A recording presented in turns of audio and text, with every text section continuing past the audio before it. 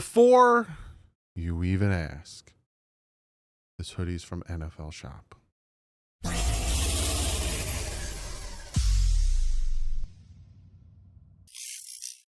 What is up, Finn fans? Yes, if you guys didn't watch Friday's video, which breaks my heart that you didn't watch Friday's during practice video, I opened a package, and I got a few things ready for training camp. This wasn't one of them, but I still bought it, and it's this nice Miami Dolphins hoodie.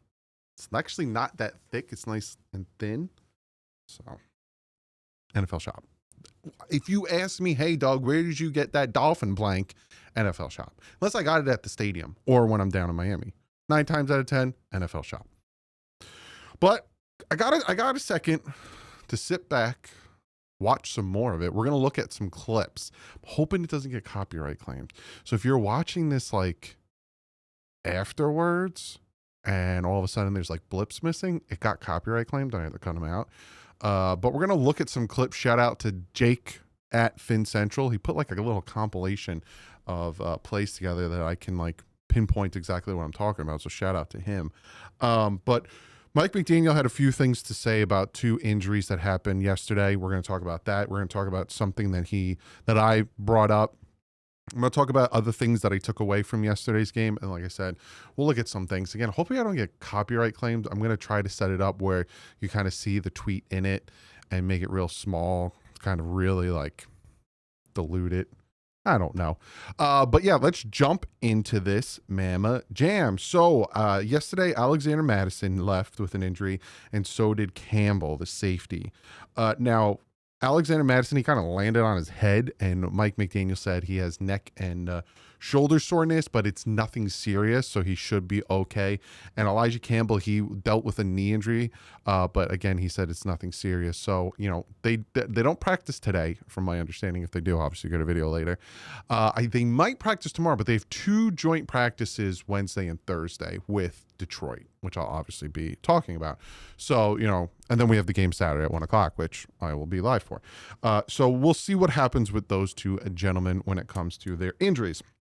Another thing he talked about, and it's something I brought up, talking about the first drive with Tua, where we marched down the field and we ended up turning over on downs because we ran it 4 times. This is what he said. He said, I wanted the reps on pad level. I wanted it on tape. The idea is you get better from practice and from preseason. In those situations in the regular season, you score. It wasn't good at the end. It was good all the way up to. So again, it was one of those situations where if this is regular season, you know, probably the first 2 downs, or maybe even just the first down, they run the ball. Then that second down, they play action. They have Tyreek Hill doing a crosser, Jalen Waddle doing something else. You know, we have better guys out there. Well, we'd have Devon Achane out there as well. And throw the ball and probably easily score a touchdown. Or we have a play where we play action to the left, have one of the tight ends scoot out to the right, be butt naked open, easy touchdown. That's probably what's going to happen. But obviously they wanted to try something and wanted to see, okay, let's get this on film. Who needs to work on what, where we need to work on this X and Y and Z to make it look better. So again, I'm not upset with that. Dotson and Brooks actually apologized to the team because those were the 2 gentlemen on the Miami Dolphins that fought. If you did watch yesterday's game, if not, you could probably watch the recap on NFL.com or on the NFL Network. At some points, you know, Brooks was like hyping up Terrell Dotson, and like and this is why when the fight broke out on Friday, everyone else is like, oh, look at the Dolphins over here. They're falling apart. This is amazing. No, I was happy with Brooks getting angry and wanting more out of those guys because that's what we need. That's the accountability we need from the players. You know, he wants to win. We all want to win. We want to see the team win. So he is pushing them to do better than what they're putting out there. And that's what happened. And then obviously, you know, they played well. Brooks played very well in his limited snaps, and you know, it came out to be a good job. So I'm not upset with that at all.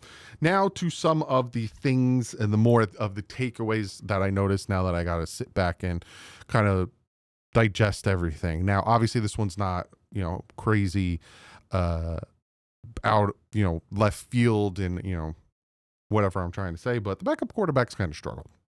Now, Wilson got to march him down the field, get him touchdown. Same thing with Quinn Ewers. But at times they were struggling, taking unwarranted sacks, fumbling the ball. I haven't really gotten an opportunity to look at the tape. I don't know if they're going to release the tape on preseason. I know they do it on regular season. It takes about 24 hours. So I'd probably get it today, probably about like 2, 3 o'clock. But I don't know if receivers were open downfield because, again, NFL, when you're watching the game, they follow the ball. But there was a lot of times, especially with Zach Wilson, he took 2 unwarranted sacks, and Quinn Ewers with his 2 fumbles that he needs to be better with his security of the ball. He even came out and said it. Zach Wilson came out and said that those sacks were on him. They struggled. They definitely struggled. This is something that they can learn from. This is something obviously they're going to watch in the film room.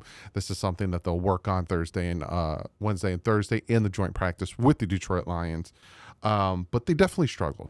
Now, this isn't hating the backup quarterbacks. I'd love for the backup quarterbacks to do well, but it is what it is, and it's looking us right in the face again, and the backup quarterbacks definitely struggled. Another thing I noticed, now, I did talk about Mike McDaniel when it came to the second half of the game and like his struggles a little bit, right? Like wasting a timeout, coming out of halftime, his play calling when we were, literally like 5-6 yards in field goal range. Like a lot of things were questionable. And it's funny because it's not even me that thinks that. While I was listening to the game, the Bears broadcasters were like, real questionable calls from Mike McDaniel on that last series. But one thing I did notice is he tried to stick to the run, and he really tried to work on it because as a team, they threw the ball 33 times and they rushed 27 times. So a 9-play difference between running and passing. I would prefer it to be the other way around. But when it's the other way around, that means the team is probably blowing them out and kind of eating up the clock. But he is kind of working on that. Other thing, the Washington brothers, and that's what I'm going to call them, Malik and Taj Washington, had themselves a day. Not only in the plays, making catches, making guys miss, but also in special teams, getting us, in nice field position, whether on kickoffs or punts. Very, very, very well from the Washington brothers. There's no way that you can stash either one of them on the practice squad. You need to have them make the roster because they will get claimed. So that's going to be a hard decision for Chris Grier to decide who he's going to cut for Taj to make the team, but that man will not clear waiver wires. Defensive line. Jordan Phillips had some nice reps. Grant had some nice reps. Sealer was in there for like a couple plays. He was disruptive. Bradley Chubb was disruptive when he was in there for like a play or two. And I will hopefully be able to show you some of the plays that I'm talking about. Again, shout out to @FinCentral on Twitter. But the D-line did their thing. I'm excited to see what all of them could do. I'm excited to see what it's going to look like with Jordan Phillips, with Chop Robinson, with Bradley Chubb, with Sealer, with Grant, all of those guys on the field at the same exact time, because we got little bits and pieces. Jalen Phillips wasn't out there. I don't remember seeing Chop. He might have been out there for a play or two. We didn't get to see them all together that much. And obviously you're not throwing exotic blitzes at the opposing offense in preseasons, a lot of vanilla stuff, but they did well, especially again, forcing 2 3-and-outs from the starters on that defensive line. Very happy with that. Ollie Gordon. There's a play that this man like broke tackles, was throwing people off of himself, gained extra yardage. Ollie Gordon had himself a day as well. Very happy to see that from him. Hopefully he can keep that going, because not knocking Jalen Wright, but kind of underwhelming from Jalen Wright.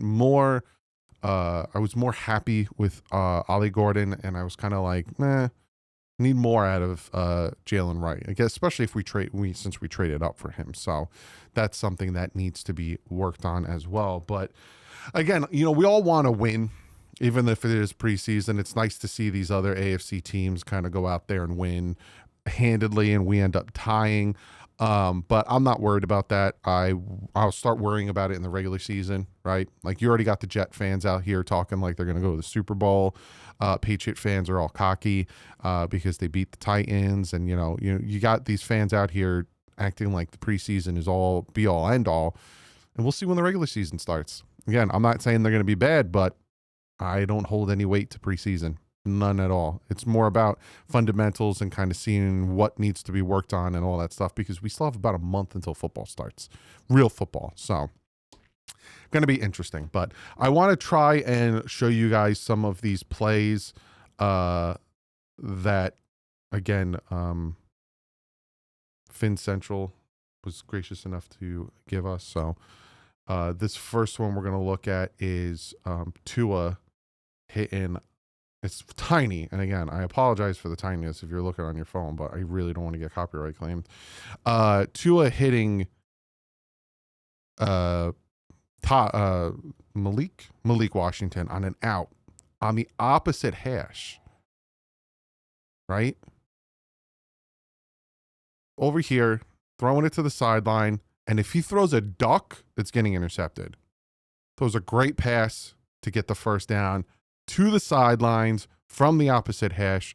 Very, very nice throw there to see from Tua Tagovailoa. And again, Malik was doing his thing. Again, he that's where they kind of focused on Malik, was on the outsides. Because again, 3rd and 4. We need to convert. What do? Throwing out to Malik Washington. Because for some reason, I'm thinking they had a linebacker on him. Again, throwing to the outside numbers. Really, really worked for the Miami Dolphins there. This is Willie Gay. Just look at how disruptive Willie Gay Jr. is on this play. He's going to be right here. No, sorry, right here. This is going to be Willie Gay. Look how disruptive he's going to be. Watch him, blast his guy out of his way. I'll show you one more time. Just throws the running back off him. He gets a half a sack on that one because of Benito Jones gets the other half. But he just completely throws his man off of him. Willie Gay is going to be very good for the Miami Dolphins. This is what I was talking about when I was talking about Jordan Brooks and Terrell Dotson. You can tell that they're kind of whatever. They're over it. Because it's a nice tackle here from Terrell Dotson. And watch how they celebrate right there.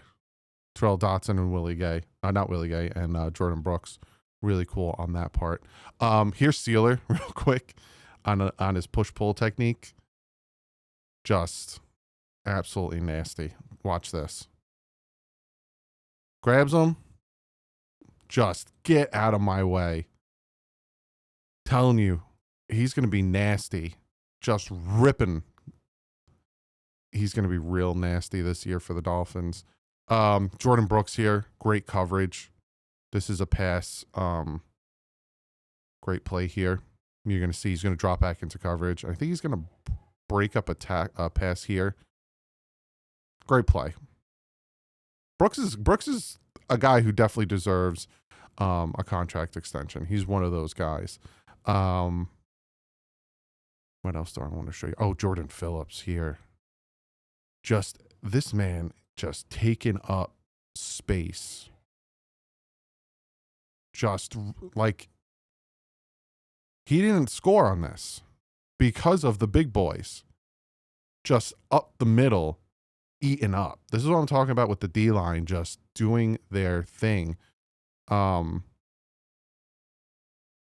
else do I want to show you? Zeke Biggers, our late round pick, coming in here, making the stop. Boom. Like I said, D-line doing some really great things. Bradley Chubb, again, he was in for like not that long, but look at him come off the edge here.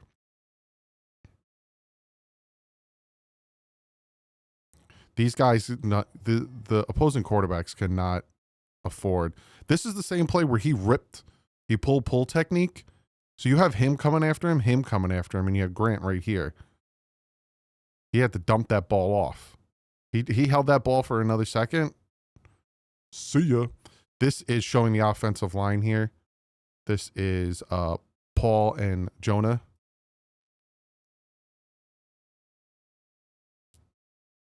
Just look at Jonah. Throw his man out of the way. Look at this. Grabs him right here. Sorry. Grabs him right here and watch him just throw him. It's going to be dangerous. He's going to be dangerous. Then James Daniels. I was surprised he played, but I'm happy he did. He's right here. Watch James Daniels. Like, just beautiful.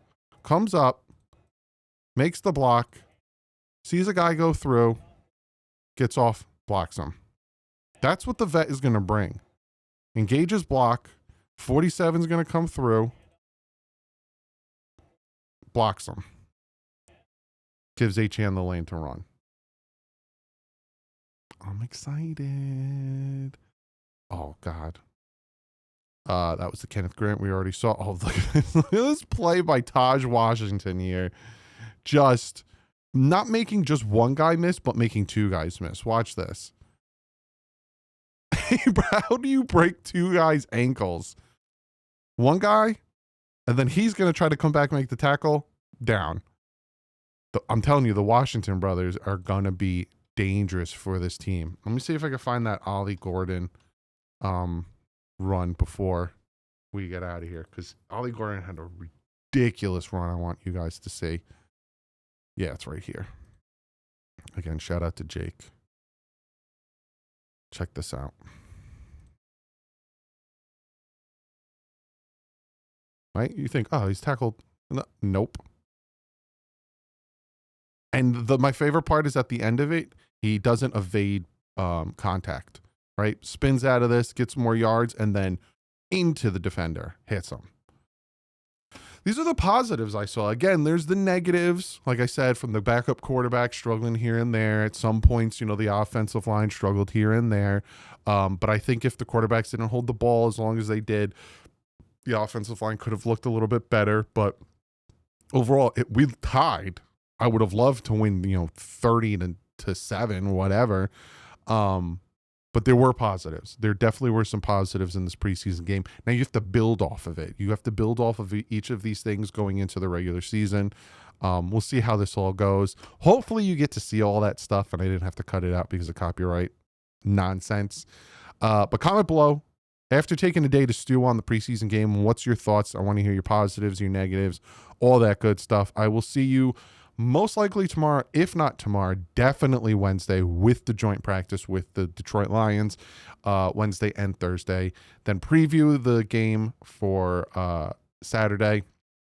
And then next week I'm heading down to Florida. So it's going to be fun. Like usual, stay classy. My friends out.